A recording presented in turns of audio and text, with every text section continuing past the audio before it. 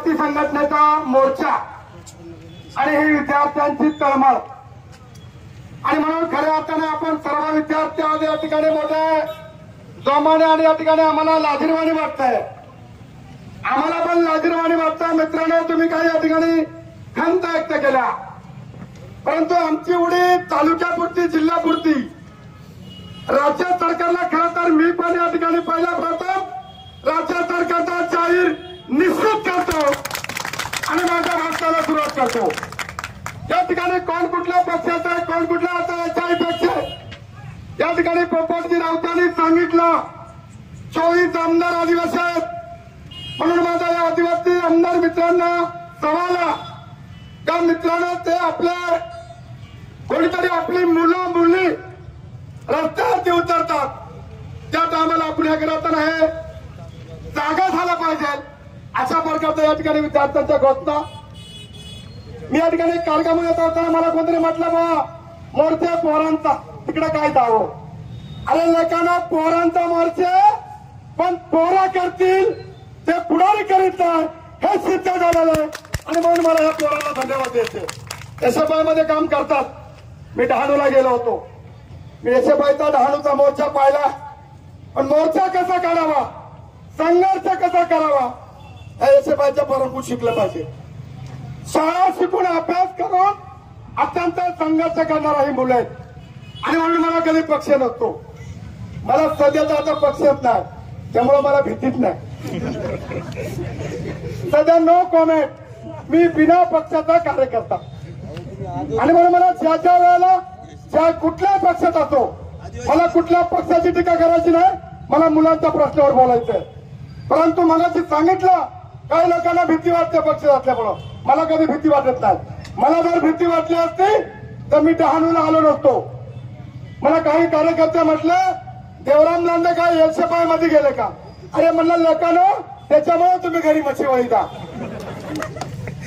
देवराम लांडेला कधी पक्ष कधी अडचण नाही. जिथं संघर्ष असेल तिथं जाणार आम्ही देवराम लांडे. आणि कुणासाठी, या आदिवासी समाजासाठी, या विद्यार्थ्यांसाठी. मुलं करतात काय वावगं करत नाही. आणि म्हणून सांगायचं तात्पुरतं असतं का या ठिकाणी आता संजू फार चांगला पत्रिकेने बोलला. जावाय आमचा संघर्ष केला पाहिजे. जावा आता बाजूला पण संजू हे संघर्ष करत राहा. जमा सुरुवात झाली ना यांचा कोणी नाद नाही करायचा. नाद करा पण हे पोरांचा कुठं अशा प्रकारची संघटना आहे. मी डहाणूला पाहिलंय.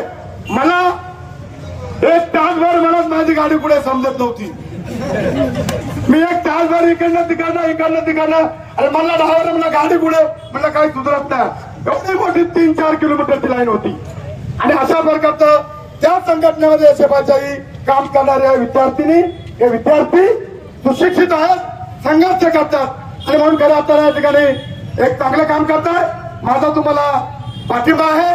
मी नियमित संघर्षाला माझा पाठिंबा असतो. हे आदिवासी बाजार कधी गमत नाही.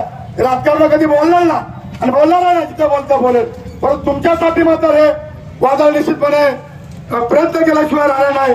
या ठिकाणी काल एक आपला आदिवासी समाज येतात निर्गुण चालणार काहीतरी एक आपल्या काल मजुरावरती अन्याय झालेला आहे. या ठिकाणी पोलीस डिपार्टमेंटचे गुन्हे असतील लोकरेवामा आहेत. परंतु जर आमच्या आदिवासी कामगारांचं ज्या ठिकाणी त्यांना जर डांबू ठेवला असेल आणि त्यांच्यावर जर हल्ला होत असेल आणि पोलीस डिपार्टमेंट जर त्यांचा दखल घेत नसेल तर इथून पुढच्या भविष्य काळामध्ये पोलीस डिपार्टमेंटला पण माझा विचार आहे. आमची माणसं मजुरीसाठी बाहेर जातात आणि मजुरीसाठी बाहेर गेल्यानंतर त्यांना त्या ठिकाणी पैसे उडाले जातात. कालचीच घटना आहे. रात्री मी पोलीस स्टेशनला गेलतो. त्या ठिकाणी तुम्ही होतात कुठे गेलते ते पारनेर तालुक्यामध्ये आणि एक कोणतरी बागायतदार आहे आणि त्या पारनेर तालुक्यामध्ये त्यांनी 4 मजुरांना डांबून ठेवलं. मी रात्री 9 वाजेपर्यंत पोलीस स्टेशनला होतो. त्या विद्यार्थ्यांना एक लागवडचा मुद्दा आहे म्हणून बोलतोय की तुमचे आई वडील मजुरी करून तुम्हाला शाळा शिकवतात, आम्हाला सुद्धा सहकार्य करतात आणि अशा आपल्या मजुरांवरती जर हल्ला होत असेल, त्यांना मारहाण होत असेल तर एक दिवस आपल्याला त्यांची पोलीस कंपनी जर रितसर घेतली नाही, त्या आरोपीवरती गुन्हा दाखल केला नाही आणि पारनेर तालुक्यामध्ये जाऊन त्या मागासलेल्या बागायतदाराला पोलिसांनी जर छानबंद केला नाही, ते आदिवासी वादा गप्पा नाही, त्यावेळेला तुम्हाला सुद्धा माझ्या बरोबर यावं लागेल आणि आपल्याला मोर्चा काढावा लागेल. अशा प्रकारचा मी इशारा या ठिकाणी देतो. रात्री त्यांनी पोलीस कंप्लेंट लिहून घेतलेल्या तो गोदऱ्याचा मांडव्याच्या ठिकाणी सरकारी दवाखान्यामध्ये आम्ही ऍडमिट केलाय. त्याच्या मागे कुणाचं षडयंत्र नाही, कोण त्यांना सहकार्य करते, कोण पैशावाला, तो सरकारचा प्रश्न आहे.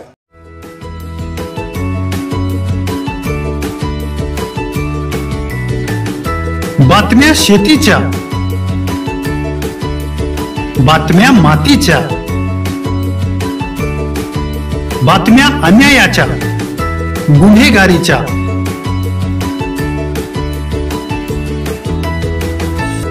राजकारणाच्या आणि समाजकारणाच्या,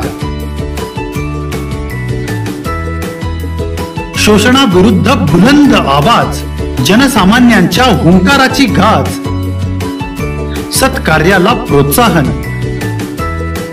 दुष्कृत्याला अनुशासन,